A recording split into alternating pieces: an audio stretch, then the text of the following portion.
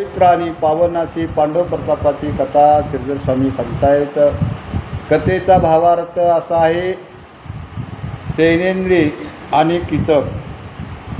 कीचकानं सैनेंद्रीचा एकांत साधलेला आहे आणि ते विराट राजाच्या लक्षामध्ये आलं. विराट राजानं कीचकाला बोलावून घेतलंय. बोलावण्यात दूत पाठवला आणि बोलावण्यात आलेलं आहे. कीचक जावं करी वंदन, मने बोलाविले कोण कारण. विराट म्हणे आपशकून, नगरी बहुत होता ती. विराटानं दूत पाठवला कीचकाला. दूतानं सांगितलं, राजाने तुम्हाला बोलवलंय. ताबडतोब राजाकडं कीचक आलेला आहे आणि साष्टांग प्रणिपात राजाला कीचकानं केलेला आहे. त्यावेळेस कीचकानं विचारलं, महाराज राजे मला कशासाठी बोलवलं? त्यावेळेस विराट राजे म्हणतायत, नगरावर फार मोठे संकट आलेले आणि ते संकट कशामुळं आलेत, का आलेत ते त्या ठिकाणी विराट राजे कीचकाला सांगतात. दुष्ट स्वप्न देखती नर नारी, शिवा बोबाती आहो रात्री. दिवसा दुर्गा भिंतीवरी, शब्द करीती दिवा बिते. राज्यावर संकट, देशावर संकट, वाईट चिन्ह दिसू लागलेले. दिवसाच घरावर घुबडं भुकू लागले महाराज. दिवसा घरावर बसून घुबडं भुकू लागलेले आणि जे काही भालू भुकू लागलेल्या आहेत. अशा प्रकारचे वाईट चिन्ह या राज्यामध्ये दिसू लागलेले. भालू भुकणं चांगलं नाही महाराज. दिवसा घुबडं भुकणं चांगलं नाही. आपशकुन आहेत, चांगले शकुन नाही आहेत. कुणीतरी वाईट या ठिकाणी कार्य करू लागलं. म्हणून करता वाईट गोष्टी, वाईट चिन्ह घडून येतात. अशा प्रकारे त्या ठिकाणी विराट राजे कीचकाला म्हणतात. धरणी क्षण क्षणा कापत, निद्रित नारी ओसनत. झाला तोर घात, प्रेते पसरली चौकडे. असा अनर्थ दिसू लागला, असं संकट दिसू लागलेले. पृथ्वीवर क्षणोक्षणाला भूकंप होतात. पृथ्वीवर क्षणोक्षणाला भूकंप होतात. हे संकट काळ आहे महाराज. आणि झोपलेल्या ठिकाणी स्त्रिया उष्णू लागल्या महाराज. झोपलेल्या ठिकाणी माणसं उष्णत आहेत. त्यावेळेस संकट काळ निश्चित आलेला असतो. आणि प्रेत दिसू लागले. काही रोग नसताना, काही रोगाची साथ नसताना माणसं मरू लागले आणि प्रेत पडू लागले. म्हणजे संकट काळ दिसू लागला आहे. पाठीमागं जसं 19-20 आणि 21मध्ये कोरोनाची साथ आली होती महाराज. असंख्य माणसं मेले आणि त्या पद्धतीनं विराट राजे म्हणतायत असे प्रेत दिसू लागलेले आहेत. तुझा शैनेश्वर जन्मस्थ, मज 12वा कनी कठीण बहुत. तुझा आत्वा मज मृत्यू, सांगती पंडित जाणते. सांगती पंडित जाणते. कीचका, तुला तुझ्या जन्मतात तुझ्या पाठीमागं शनी आहे आणि मला 12वा गुरु आहे. शनी पाठीमागं असेल जन्मतात आणि ज्याच्या पाठीमागं 12वा गुरु असेल आणि ते दोघाला जर माहीत झालं ना महाराज, त्या दोघातून एक जण निश्चित मरण पावतो. विराट राजे म्हणतायत, तुझ्या मागं शनी आहे आणि माझ्या पाठीमागं 12वा गुरु आहे. दोघातून एक निश्चित मरेल असं मला वाटतंय. असे संकेत कोण सांगतायत?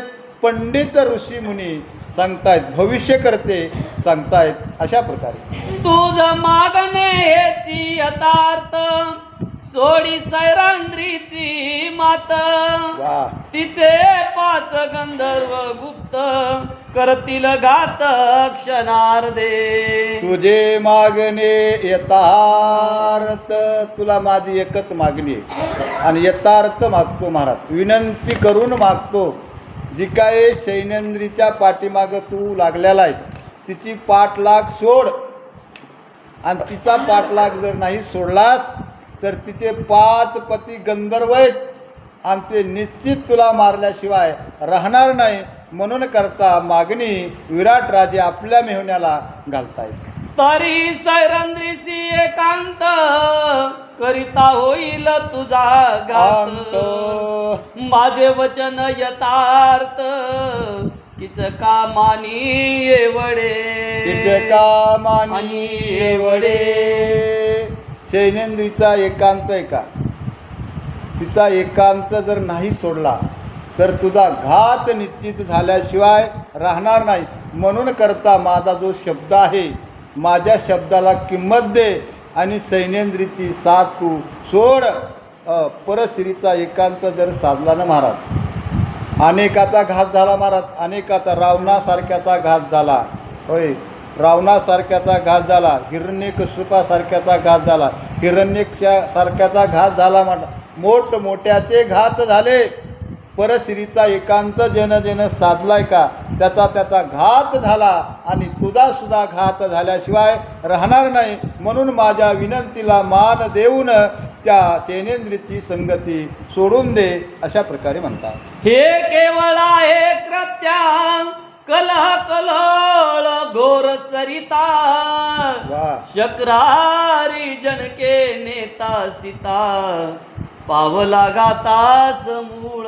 पावला घातास मूळ. ही कृत्य आहे महाराज. आणि ही कृत्य बऱ्याच जणांचं कृत्य केल्याशिवाय राहत नाही. ही कशी कृत्य आहे?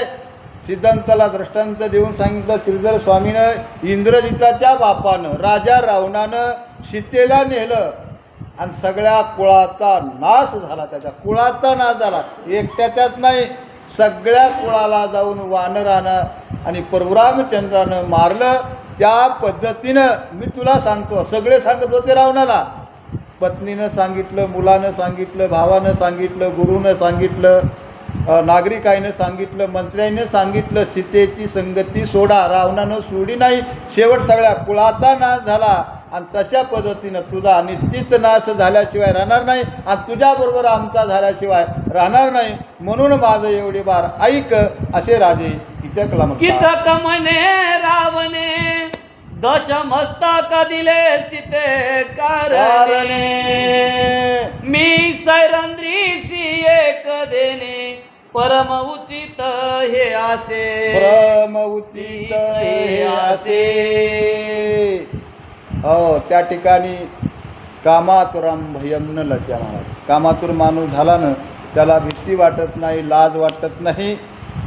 तो काय म्हणतो, राजा रावणाला 10 मुंडके होते आणि राजा रावणानं 10 मुंडके सीतेसाठी घालवले. पण मला एकच आहे, पण माझं मुंडकं सैनेंद्रीच्या पायावर गेलं हरकत नाही, पण मी तिची संगती सोडणार नाही. घरामध्ये सांगतात महाराज, एखादा माणूस विषयामध्ये जर पडला, अरे तू विषय सेवन करू नको, त्या विषयाच्या नादाला लागू नको. देव म्हणतो प्राण गेला हरकत नाही, पण विषय सोडणार नाही. तशा पद्धतीनं त्यानं सांगितलं, माझं मुंडकं सैनेंद्रीच्या पायावर पडलं हरकत नाही, पण मी तिची संगती सोडणार नाही. अशा प्रकारे जाईल तरी जाव प्राण. वा. परी मी न सोडी तुझ लागून. शाबास. तिचे माझे वचन एकांती दृढ झाले. एकांती दृढ झाले. देह जावो अथवा राहो, पांडुरंगी दृढ भावो. विषय महाराज प्रत्येकाचा विषय येतो आमचा झाला नारायण.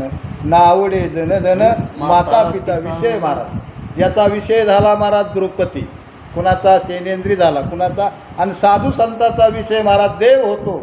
त्या ठिकाणी सांगितलं, माझा देह गेला हरकत नाही, पण सैनेंद्रीची संगती सोडणार नाही. का माझा आणि सैनेंद्रीचा एकांतामध्ये संवाद झालेला आहे. ती मला म्हणलेली मी तुझी पत्नी होणार आहे आणि तू माझा पती हो. मला तिनं वचन दिलेलं आहे, मग ते वचन दिलेलं मी पाळणार. अशा प्रकारे त्या ठिकाणी कीचक म्हणत आहे. विराट म्हणे तू कामातुरा. भयला जा सोडिली समग्र. यावरी कीचक सत्वर निज मंदिरा प्रती केला. विराट राजानं स्पष्टपणे सांगितलं. म्हणून विराट राजे म्हणतायत तू कामातूर झालेला आहे आणि कामातूर झालेल्या माणसाला लाज आणि भीती वाटत नसते महाराज. त्याला लाजही वाटत नाही, भीती बी वाटत नाही. विराटानं सांगितलं. पण याच्यावर काही परिणाम झाला. विषयामध्ये माणूस गेला ना त्याच्यावर त्याला किती बी बोध करा महाराज विषयाच्या बाहेर काढण्याचा, तो माणूस परत येतच नाही. किती बी सांगा, होय वस्तुस्थिती आहे, कितीही सांगा. आपले अनुभव आहेत महाराज.